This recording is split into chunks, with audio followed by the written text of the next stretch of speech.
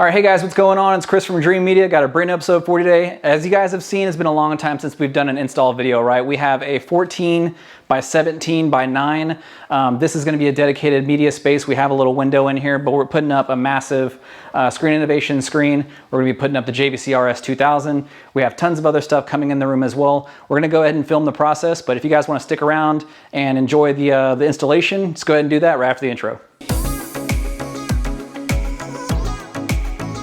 All right guys, looks like we're moving along here. We got the extra wires ran for the cat cable as well as the fiber HDMI cable. And then we're installing the power box right up there. We're gonna be mounting the projector very, very shortly, but just real quick, we wanted to go ahead and show you that we're still working on getting the electrical set up. So basically just tapping into an existing plug that's available, and then we're just gonna use that as the power outlet for the projector itself. All right guys, so it looks like we went ahead and finished up. Well, I didn't do it. I mean, Cameron over here at Insane AV went ahead and wired this thing up, one of Dreamedia's preferred installers. So we're gonna go ahead and use the tester here to go ahead and make sure that everything is good. And then you have all the correct lights here on the tester itself. So this thing's ready for the projector to be mounted right here. And then we're gonna go ahead and finish out the rest of the room. We have to pull some wires for some expansion that we're gonna be doing a little later on for some future upgrades, but they're not gonna be installed today. But we're gonna go ahead and do that. And also we're gonna go ahead and build that screen as well as mount the projector. So lots of other stuff coming. It's just gonna take some time to do it. So go ahead and stick around with us. We'll go ahead and show you guys as we complete it. All right guys, so now we're gonna go ahead and start mounting the projector. So we have, this is the Strong Fine Adjust mount, right? You guys have seen this in probably almost every single video that we've done, but this thing is critical, especially if you guys have a really small border, and we're gonna have the screen zero edge, SI screen zero edge border back here. Has these micro adjustments on there. It's really freaking beefy. This thing actually holds several pounds. So we sell this one more often than not whenever it comes to the JVC. So I'm gonna go ahead and hand over this plate to Cameron because he's gonna start going ahead and mounting this thing up to the studs. And things this heavy, because the JVC, the rs2000, this thing's 44 pounds. So you wanna make sure that you're going into a stud and not just leaving it up there in the drywall.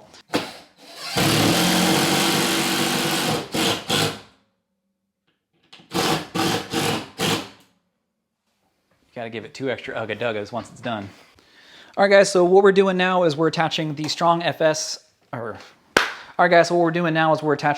Fine Adjust mount onto the JVC rs2000, as well as we have the bracket for the Paladin DCR lens. That's an anamorphic lens that we're using up front. So we're going to go ahead and cinch this stuff down. It doesn't have to be overly tight. Just make sure that everything's nice in there and snug. But we're going ahead and right about to mount this thing to the top of the projector. So we should be ready to go really, really shortly.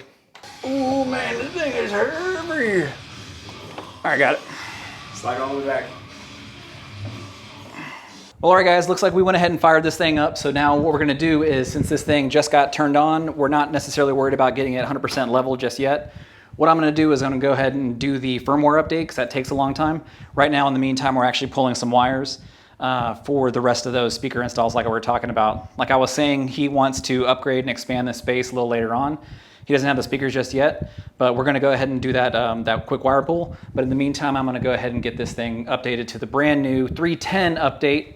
Obviously, in the next few weeks, whenever JVC makes their brand new update available, then he'll be able to update to that Frame Adapt 2.0 type update. I'm not sure what it is. I think it's like the 3.7 or something. I'll probably be corrected on that anyways, but I'm gonna go ahead and do this quick install of the quick update. All you do is plug in your USB to the service port, and this is pretty much only available through USB, so you can't necessarily do this if you were doing it on LAN connection. So it's USB only. So let's go ahead and pop over to menu real quick. So first thing you're gonna wanna do is you're gonna go in and press menu. If you can't see what you're doing, press lens control a few times in your rack focus. Besides that, you're gonna go into press menu, and then you're gonna go down 5 times to installation style. Right now it's on front and it's completely wonky. So you're gonna go down to the second one, which is ceiling mount front. And then that way it's gonna orientate everything perfectly. So you probably can't see it on the actual camera right now, but it's on the ceiling. So then you go into lens control again, shift it down, and then you can actually do whatever you're gonna do. But just for me to get that update done, I wanted to go ahead and get the image on the screen. And this is basically all we have to do. Just shift it down. Now you have full control over your menu, and you can actually see what you're doing versus, you know, it being all goofy and you can't understand what's going on. So now you go into the last one on the settings, scroll all the way down to software update. As you can see right now, it takes 21 minutes is what it's projecting. It's on the V209. You want the V310 update as of right now. So this is October the 5th, and you guys want to make sure that you guys are updating to 310 or even higher going forward. So let's go ahead and do the install, and let's go ahead and do the update, and that's going to be about it. All right, guys, so check it out. We're going ahead and pulling some wires to the other side. We've already completed this side over here. I'll pan over to that in a second, but this is the home run more or less right here. So now, since this is kind of an accessory wall, it's easy to get back there. This over here is an exterior wall. So if you guys have ever done any type of wiring and whatnot, it is almost impossible to get, you know, wires through an exterior wall, especially foam insulated, especially if it's brick. So it's a nightmare doing it because you have to have a specific amount of insulation in there with like fiberboard and whatnot. But so we're gonna go ahead and do the alternative. We have the Magna pull and some fishing wire down here.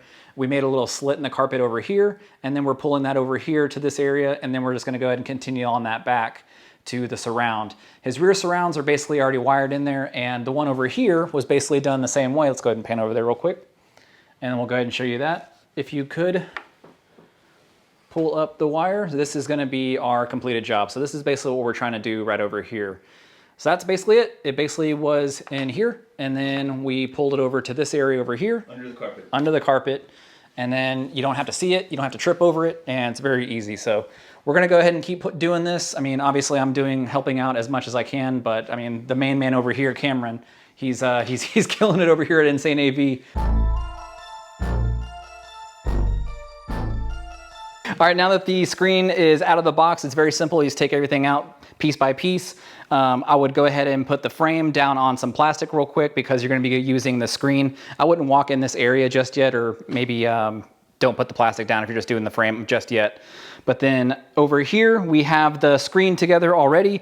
So if you can look, they have some black little tabs on the side here. So if you can see my fingers, there's some tabs over on the right and left side. You basically just pop those things off, throw them away, and then you can spread out the gray tabs right there. As you can see, it's done over here, not done down here yet. This is a 240 screen, so this is the anamorphic type screen. Since everything's nice and cinched up, we're gonna go ahead and do the lights now. This is the backlit LED kit that's included on an option. If you guys choose to buy it with the SI screens, I think it's really cool. They have these little channels. I mean, this thing's on a tripod right now, otherwise I'd show you. But there's a nice little channel laid out right in the frame, so it's recessed in.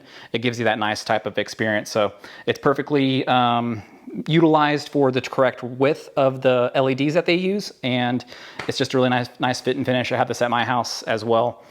So we're gonna go ahead and continue to do the screen install itself. So like I was talking about, we're gonna do the LEDs, then attach the actual fabric to it, and then we'll update you guys in a minute. Well, all right, so a quick update here. We got well, this is kind of unconventional too.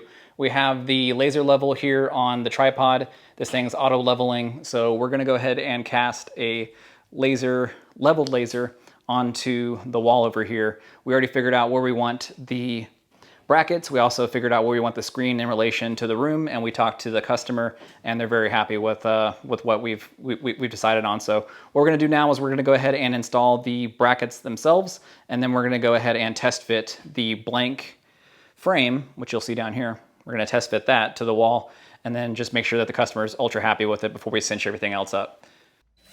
That thing's in there like swimwear.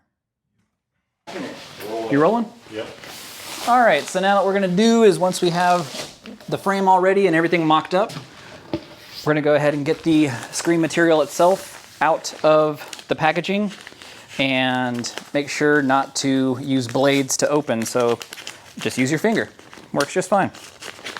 And then you go ahead and get this thing out, roll it out. Obviously, you wanna go ahead and make sure that this is rolled out a little earlier in the job so that the wrinkles will go ahead and work themselves out. If you do have any of those, they have some instructions on the website to go ahead and help you out with that.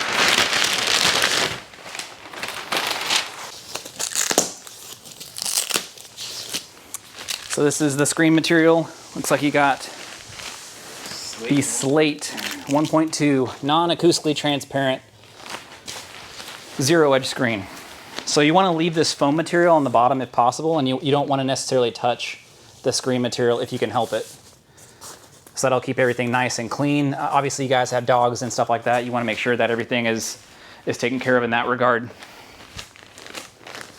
Let's go ahead and see if we can slide this thing back. Help me out with that. Oh. Got it? Yep, keep okay. going. Go all the way.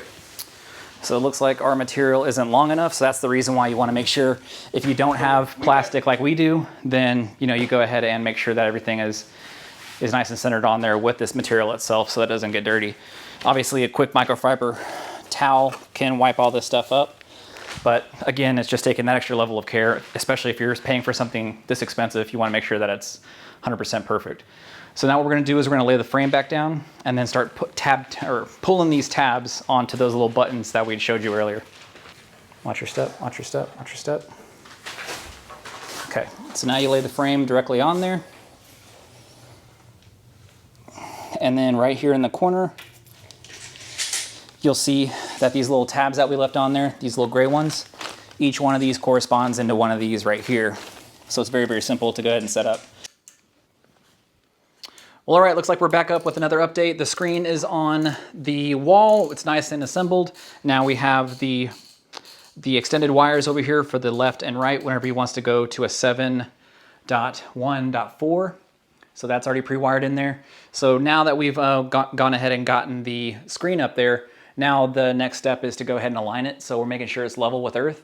And then we're using the knobs on the front, those micro adjustments on the JVC, so that whenever we start throwing an image on here, then we can actually get the actual image completely on the screen. And then this is really critical. This is a very important part, especially whenever you're going into an anamorphic type lens on the front.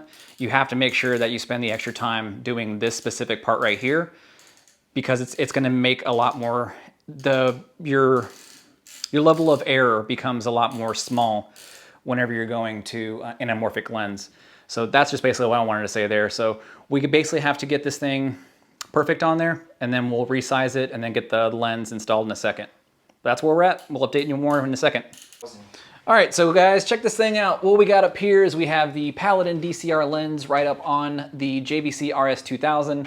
Now, what I originally did is I originally shot this and we had the larger spacers on there, which work perfectly for the JVC rs3000.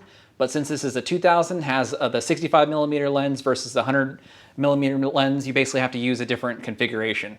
So look at those little guys right there. You basically add this thing, cinch them up from the bottom to the top, use that smaller spacer, and then you make these micro adjustments on the side.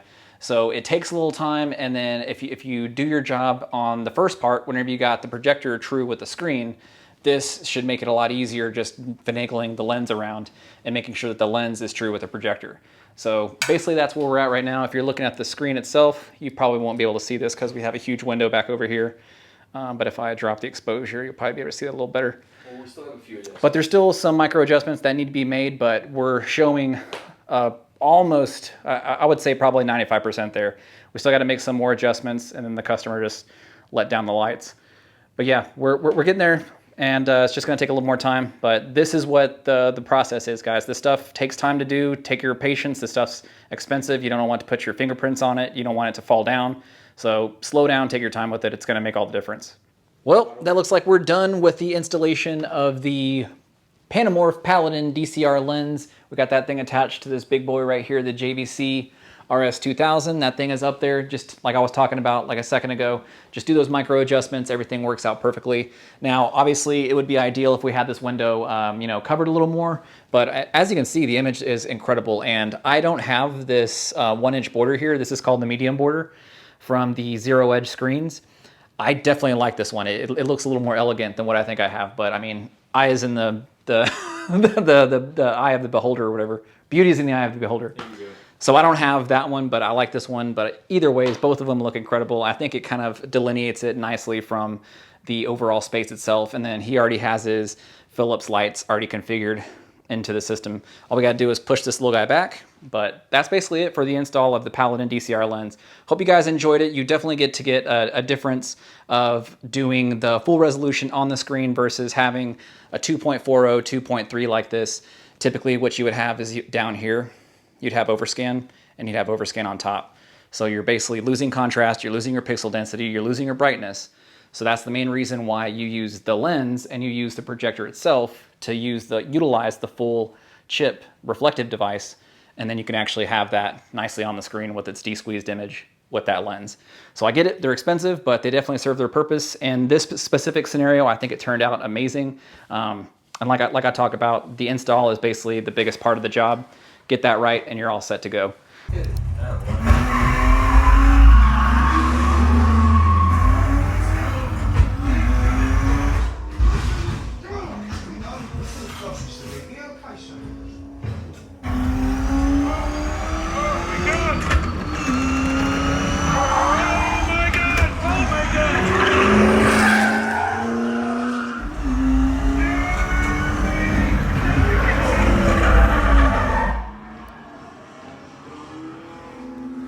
Right now, the uninitiated have a tendency to soil themselves.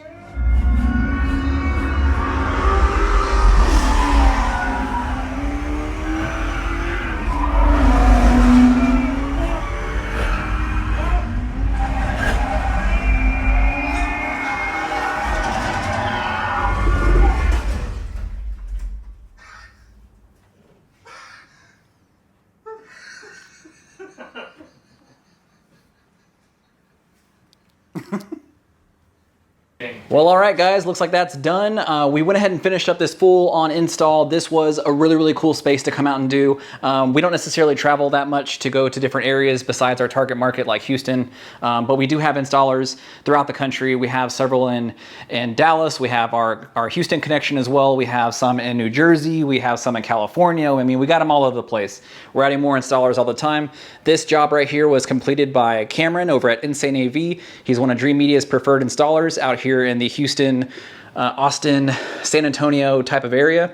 So let's go ahead and show you what we did today. So this customer space is pretty large, right? So what he wanted to do is he wanted to go with a 240 screen. I don't blame him. I love watching anamorphic type movies, or whenever it's widescreen, I want it to be widescreen.